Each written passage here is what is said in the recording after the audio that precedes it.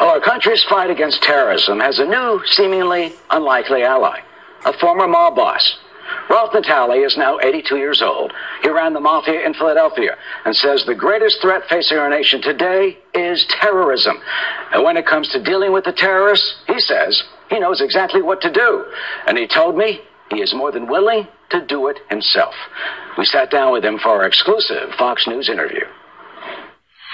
Any man that didn't want to be a boss of a family had no manhood in him. He was the first American mafia boss to flip and testify for the government. Now, former mobster Ralph Natale has written the story of his life and life in the mob called Last Don Standing, the secret life of mob boss Ralph Natale. I never heard a man that was innocent, a hard worker. I never touched a woman, never touched another child. They never.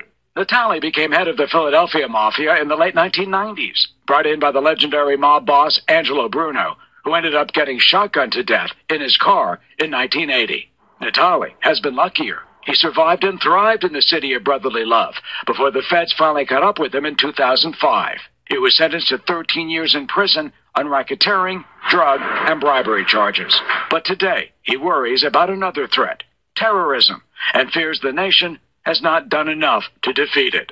Do you think we've been too easy? Oh, we're pussycats. On terrorism. On terrorists. On terrorists. Pussycats. Pussycats. What should we do?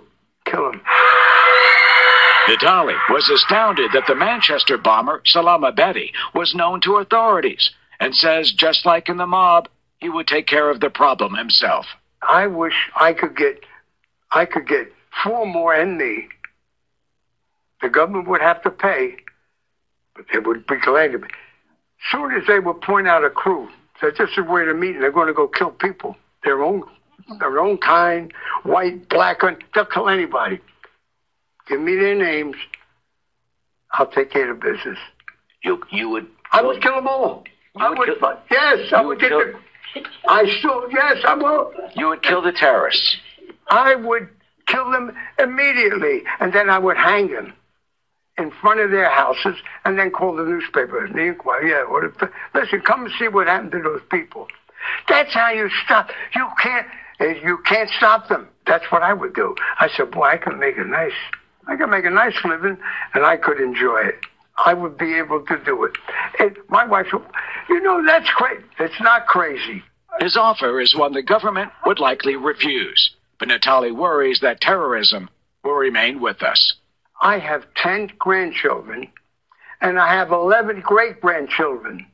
So long after I'm in the dirt, they gotta have to put up with this here. It's gotta be done. It's gotta be done now.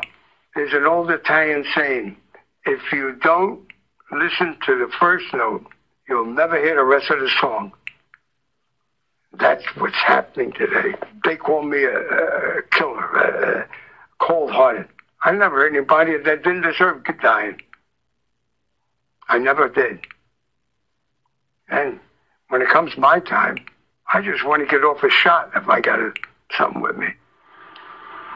Well, Natale's book, Last Don Standing, does detail his decades of life in the mob. And about those terrorists, well, my colleague from Fox 29 Philadelphia, the veteran correspondent Dave Schrottweiser, who's covered Natale for years, well, he said, quote, the wise guys like to say the Fed should spend their time and resources tracking the terrorists, not mobsters. But with guys like Natale around, he says, they better keep an eye on both.